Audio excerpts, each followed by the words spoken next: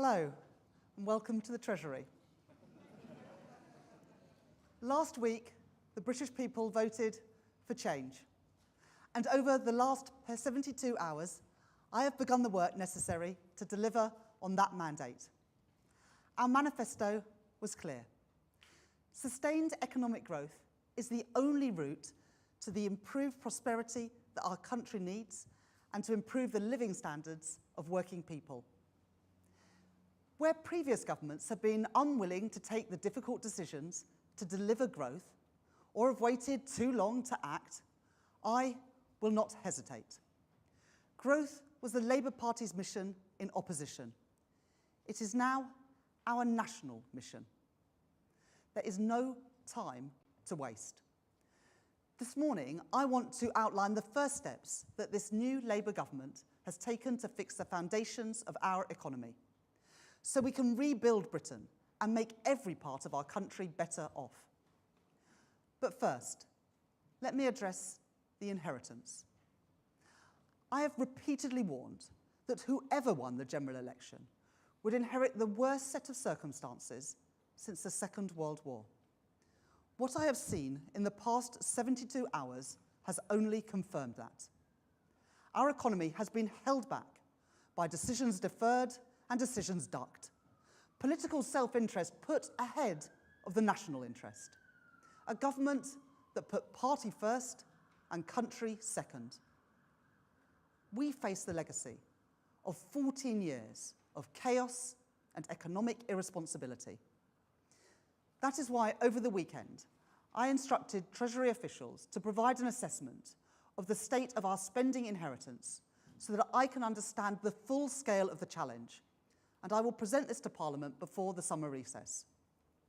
This will be separate from a budget that will be held later this year, and I will confirm the date of that budget alongside a forecast from the Office for Budget Responsibility in due course. All governments face difficult decisions. I will not shrink from those choices.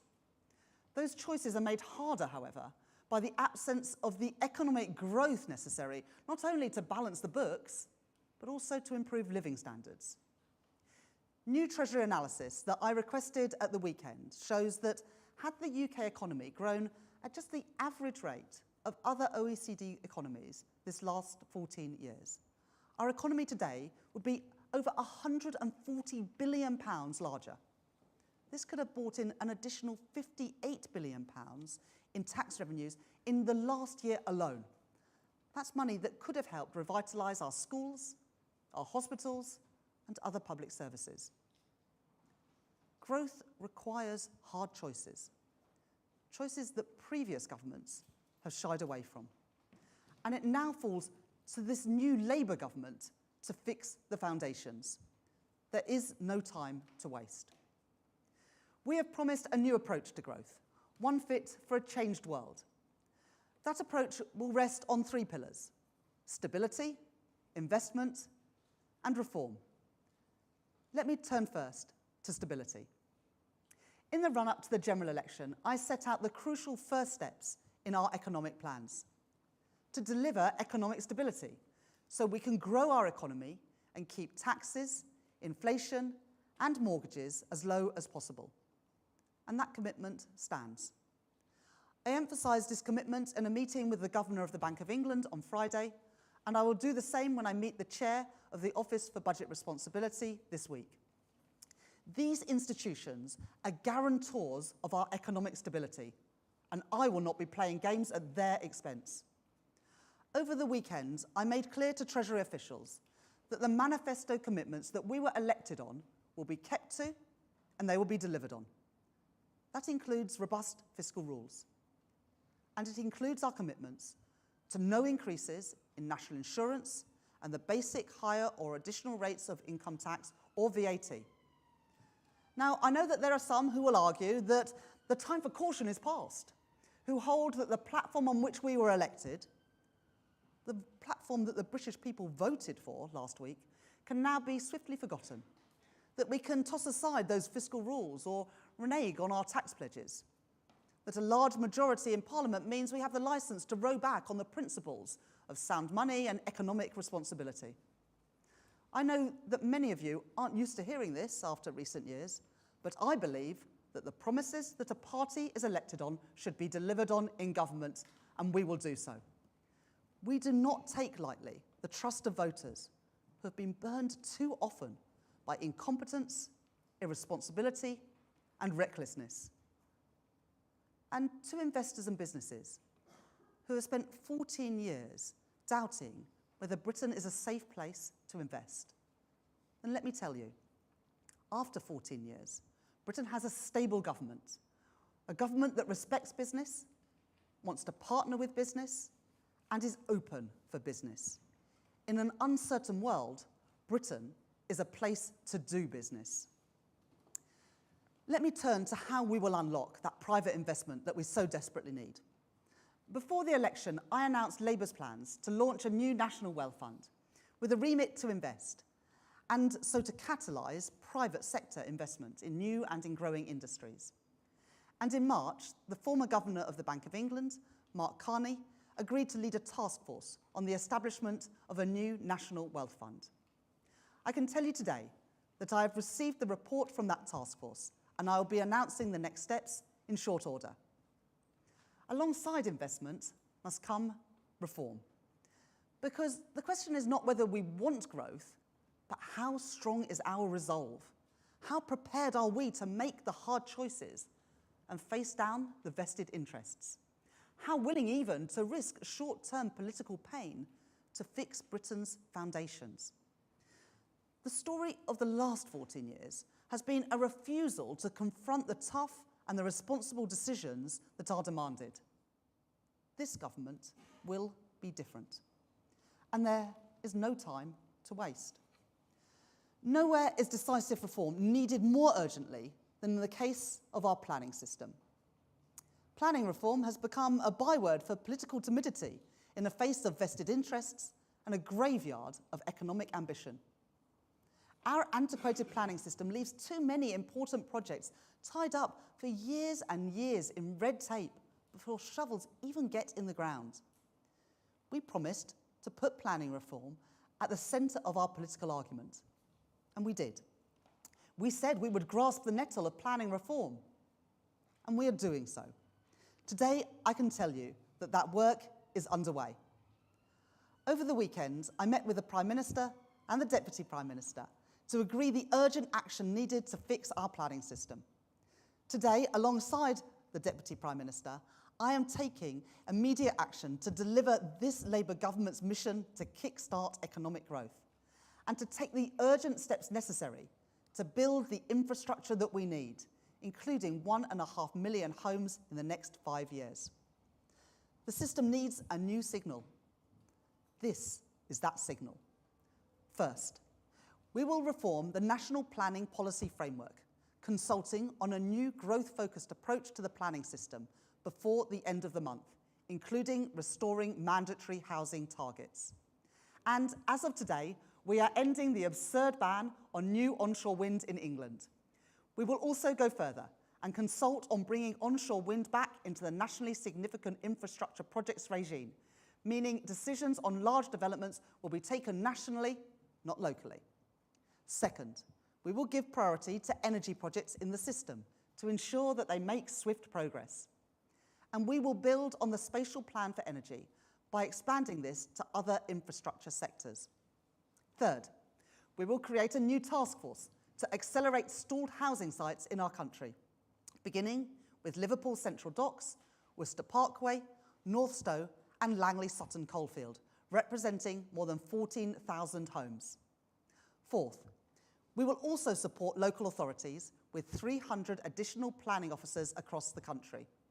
Fifth, if we are to put growth at the centre of our planning system, that means changes not only to the system itself, but to the way that ministers use our powers for direct intervention.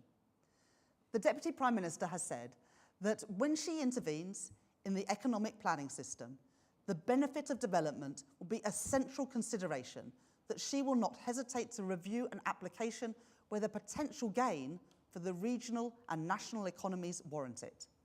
And I welcome her decision to recover 2 planning appeals already for data centres in Buckinghamshire and in Hertfordshire. To facilitate this new approach, the Deputy Prime Minister will also write to local mayors and to the Office for Investment to ensure that any investment opportunity with important planning considerations that comes across their desks is brought to her attention and also to mine. The Deputy Prime Minister will also write to local planning authorities alongside the National Planning Policy Framework consultation, making clear what will now be expected of them, including universal coverage of local plans and reviews of greenbelt boundaries. These will prioritise brownfield and greybelt land for development to meet housing targets where needed. And our golden rules will make sure that the development this frees up will allow us to deliver the thousands of affordable homes too, including more for social rent. Sixth, as well as unlocking new housing, we will also reform the planning system to deliver the infrastructure that our country needs. Together, in these early days of this new Labour government, we will ask the Secretary of State for Transport and the Secretary of State for Energy Security and Net Zero to prioritise decisions on infrastructure projects that have been sitting unresolved for far too long. And finally, we will set out new policy intentions for critical infrastructure in the coming months, ahead of updating relevant national policy statements within the year. I know that there will be opposition to this. I'm not naive to that. And we must acknowledge that trade-offs always exist. Any development may have environmental consequences, place pressure on services, and rouse voices of local opposition. But we will not succumb to a status quo which responds to the existence of trade-offs by always saying no, and relegates the national interest below other priorities. This Labour government has been elected on a mandate to get things done, to get Britain building again. We will make those tough decisions to realise that mandate. With these steps, we have done more to unblock the planning system in the past 72 hours than the last government did in 14 years. Be in no doubt, we are going to get Britain building again. We are going to get Britain's economy growing again, and there is no time to waste. We will end the prevarication and make the necessary choices to fix the foundations. We will introduce a modern industrial strategy to create good work and drive investment in all of our communities. We will reform our skills system for a changing world of work. We will tackle economic inactivity and get people back to work. We will take on the hard work of reforming our public services to make them fit for the future. We will work closely with our national, regional and local leaders to power growth in every part of Britain.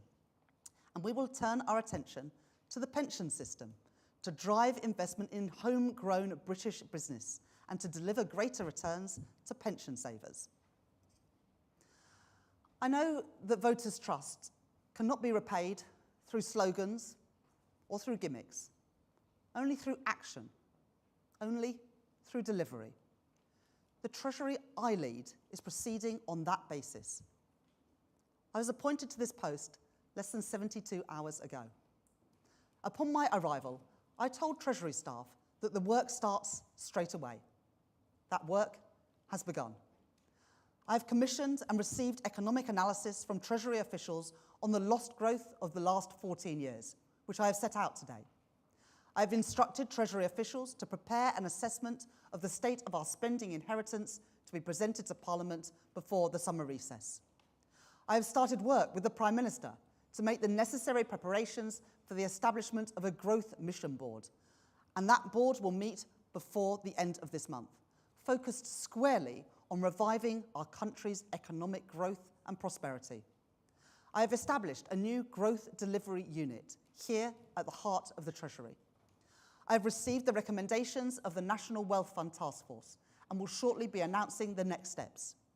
And in these first 72 hours, we have done more to reform the planning system than previous governments have done in 14 years.